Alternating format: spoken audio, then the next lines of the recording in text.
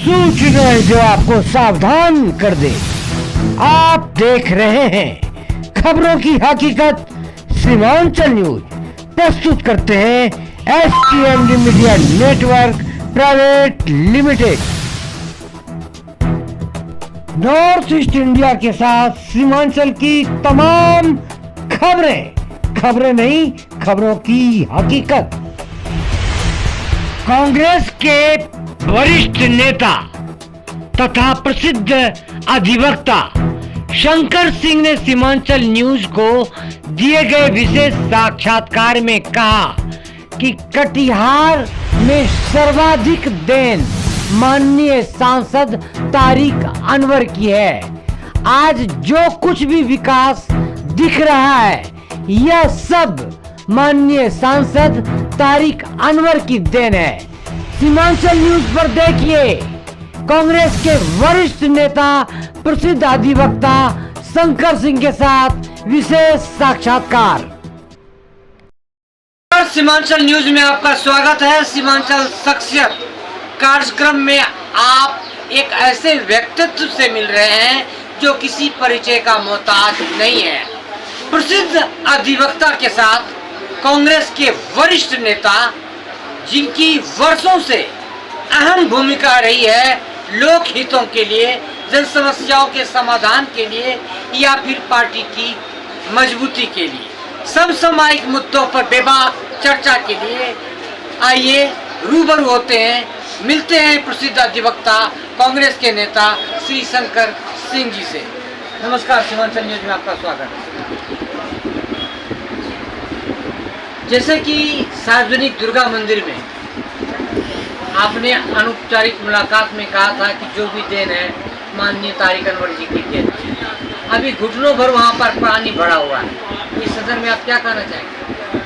देखिए, हमारे जिला का जो सार्वजनिक दुर्गा मंदिर दुर्गा स्थान है, एक शाम बहुत बड़ी दुर्गा मंदिर है और पूरे जिले वासियों की और बाहर के लोगों को भी आस्था इसमें। लेकिन बहुत दुख की बात है कि दुर्गा पूजा कमेटी जो बनी है उस कमेटी के माध्यम से कुछ प्रशासनिक अधिकारी भी उसमें हैं। उस कमेटी के माध्यम से सबसे पहला जो दुर्गा पूजा कैंपस के अंदर जितनी दुकानें और जो झूला और सारी चीज़ लगती हैं उससे जो आय प्राप्त हो रही है उस आय से उस कैंपस का भी डेवलपमेंट होना चाहिए। हम आपको याद दिलाते हैं कि जब यहाँ से कांग्रेस के महासचिव और वर्तमान सांसद तारिक अनवर सांसद थे तो उन्होंने सार्वजनिक दुर्गा मंदिर का चार दीवारी और उसका जो सामुदायिक भवन है ये सारी चीज़ें वहाँ देकर और उसको एक लाइमलाइट में लाया। उसके बाद बड़े दुर्भाग्य की बात है कि हमारे सदर कॉन्स्टिट्यूएंसी से 4 बार विधायक हैं,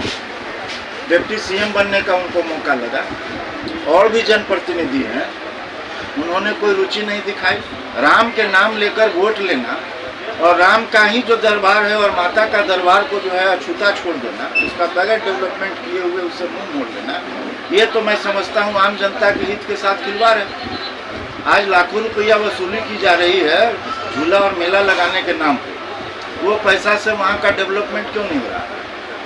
एक पक्षीय स्थिति दिखाई जा रही है। जो कमेटी बनाई जा रही है वो नॉन पॉलिटिकल लोगों की कमेटी होनी चाहिए, सभी लोगों का मिलीजुली प्रतिनिधित्व। अभी तो सर आपकी पार्टी के यानी आपके माननीय सांसद महोदय हैं, तो इस मामले में इंटरफेयर क्यों नहीं करते? नहीं, केवल सिर्फ और सिर्फ तारिक अनवर साहब पर ये मामला थोप कर और सारे लोग अपने दायित्व से बरी हो जाए ये भी उचित नहीं है। मैं बता रहा हूँ, सांसद अपना काम पूरी जिम्मेदारी के साथ कर रहे हैं और कटिहार की आज जो भी बड़ी प्रतिष्ठानें हैं वो सांसद के नाम से उसकी पहचान है। कटिहार में आज जो भी डेवलपमेंट की बड़ी चीज़ें आपको नज़र आ रही है रेल से लेकर दूर संचार और शिक्षा के क्षेत्र में, वो वर्तमान सांसद के ही इंफ्रास्ट्रक्चर को कटिहार का ठीक करते करते डेवलपमेंट की स्थिति पर लाने का श्रेय सांसद तारिक अनवर साहब को जाता है। मेरा कहने का मतलब है कि सारे लोग मिलकर केवल और केवल तारिक अनवर पर यह दायित्व थोप कर अपनी जिम्मेदारी से भाग नहीं सकते। 20 साल कम नहीं होता है किसी प्रतिनिधि के लिए। और बीजेपी का सांसद है सेंट्रल, आपको कटिहार के बीजेपी के सांसद हैं, उनकी क्या भूमिका रही? आज बाजार से लेकर शहरी क्षेत्र में उनको वोट का प्रतिशत सबसे ज़्यादा मिलता है। फिर ऐसे लोगों की को दरकिनार कर दुर्गा मंदिर का और उसकी कैंपस का जीर्णोद्धार करने से विमुख अब तक क्यों रहे ये विधायक? और लोग भी तो जिम्मेदार हैं। ठीक है, नगर निगम की दायित्व बनती है, नगर निगम को साफ सफाई और जल जमाव वगैरह की दायित्व बनती है, लेकिन नगर निगम के पास तो इतनी फंड नहीं है कि वो 45 वार्ड का डेवलपमेंट करने के बाद पर्टिकुलरली एक जगह पर जो है वो सारे पैसा इन्वेस्ट कर दे। तो सबको मिलजुल के चाहिए कि वो सार्वजनिक स्थल है, सभी लोगों की भावना वहाँ जुड़ी हुई है, तो उसका उत्थान किया जाए, उसको अर्थ फिलिंग करके ऊंचा किया जाए और उसका डेवलपमेंट किया जाए। आप लंबे अरसे से पार्टी की बुलंद आवाज है, हर कटिहारवासी भी वाकिफ है। तो आगामी माननीय सांसद साहब, आगामी क्या क्या परियोजनाओं पर उनका मंथन चल रहा है, या कटिहार वासियों के लिए वो क्या क्या करना चाह रहे हैं, क्या क्या करेंगे? जैसा कि आपने पिछले दिनों माननीय सांसद तारिक अनवर साहब का आपने लोकसभा में देखा, कई मुद्दों पर उन्होंने कटिहार जिले के प्रश्न को उठाया। इससे साफ मंशा है, तारिक अनवर साहब की पहली डिमांड रही सांसद और मंत्री के समक्ष कि बिहार में जो ये सीमांचल का क्षेत्र है, यहाँ स्वास्थ्य सुविधाओं का घोड़ा दोहन हो रहा है प्राइवेट लेवल पे, और सही जांच इक्विपमेंट की कमी है। एक पर्टिकुलर ऐसी संस्था स्वास्थ्य विभाग में चाहिए जहां की बड़ी तादाद में लोगों का उच्च स्तरीय जांच हो सके, लेकिन उसका अभाव है। ऐसे में सांसद, हमारे माननीय सांसद का ये डिमांड था कि पूरी सीमांचल की स्थिति को देखते हुए कटिहार में एक एम्स की स्थापना करें। इसके लिए उन्होंने पहल भी किया है, चिट्ठी भी लिखा है और मंत्री से मिला भी है। अब हम कोशिश कर रहे हैं कि सांसद महोदय का जो 5 साल इसमें स्वास्थ्य सुविधा के क्षेत्र में कटिहार को एक बड़ी सौगात मिले, और ये जिम्मेदारी उन लोगों की भी है जो सरकार में बैठे हैं, क्योंकि उनके भी 3 बार लगातार सांसद रहे, उसके बाद पिछला सांसद उन्हीं का था, और ये दुर्भाग्य है कि स्वास्थ्य सुविधा में कटिहार पिछड़ा रहा। सर, आपके द्वारा सरकारी तंत्र, एक सेकेंड, सरकारी तंत्र के, सरकार के सांसद रहते हुए कटिहार डेवलप नहीं हुआ, ये बड़ी दुर्भाग्य की बात है। केवल और केवल तारिक अनवर पर लोगों में, जो राजनीतिक दल है, उनका निशाना रहता है। तो तारिक अनवर साहब जब भी आते हैं वो अपना काम करते हैं और बड़े स्तर का काम करते हैं, लेकिन वो जिम्मेदारी से क्यों विमुख हो गए? जिनकी सत्ता थी केंद्र में, 3 बार सांसद रहे, फिर पिछला सांसद दुलालचंद गोस्वामी जी इस सत्ता के साथ रहे, केंद्र में सत्ता थी, 5 साल गुजार लिए, कौन सी बड़ी योजना कटिहार को दे दिया रोजगार से लेकर स्वास्थ्य के क्षेत्र में? तो उनको अपनी जिम्मेदारी लेनी होगी। सत्ता में जो बैठे लोग हैं, नीतीश कुमार जी जब भी कटिहार आते हैं, उनके पार्टी के लोग लाखों लाख रुपया पोस्टर और बैनर में खर्च करते हैं। ऐसे दलों से हम पूछना चाहते हैं कि केवल आप उनको महिमा मंडित कर कर और वोट कब तक ठगिएगा कटिहार जिले से? क्यों नहीं स्वास्थ्य सुविधा में कटिहार को अलग से तोहफा दिया जा रहा है? स्वास्थ्य से लेकर रोजगार, कटिहार आपको याद होगा कि औद्योगिक क्षेत्र के रूप में पहले से घोषित है।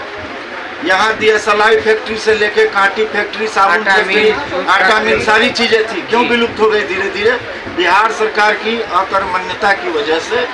और जो सत्ता में बिहार के बैठे हैं, उन्होंने सीमांचल को पूरी तरह से लुटिया डुबा दिया। लोक हितों के लिए सर, आपके माध्यम से मैं माननीय सांसद साहब का ध्यान आकृष्ट कराना चाहूँगा कि सदर अस्पताल में अल्ट्रासाउंड की मशीन खराब है, और जब हमारी सीमांचल टीम ने वहाँ पर पहुँची तो पता चला कि वहाँ अल्ट्रासाउंड के नाम पर सिर्फ खाना पूर्ति की जाती है। इस बात की आपको हम जानकारी दे देते हैं। माननीय सांसद महोदय 2 बार सदर अस्पताल का निरीक्षण किए, स्थानीय प्रशासन से और राज्य के जो सरकार है उससे दोनों बार नाराजगी जता चुके हैं कि जो सदर अस्पताल है वो दूसरे के इलाज करने के बजाय अस्पताल खुद बीमार है, ऐसा उन्होंने खुद से कहा है। तो आप ये सीरियसनेस समझ सकते हैं माननीय सांसद का कि वो कितनी संजीदा है इस मामले में।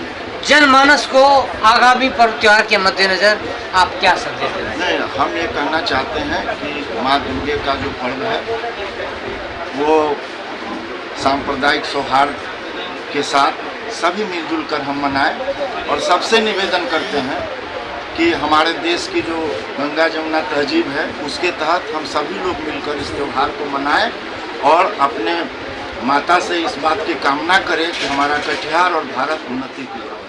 धन्यवाद सर, सीमांचल न्यूज़ से बात।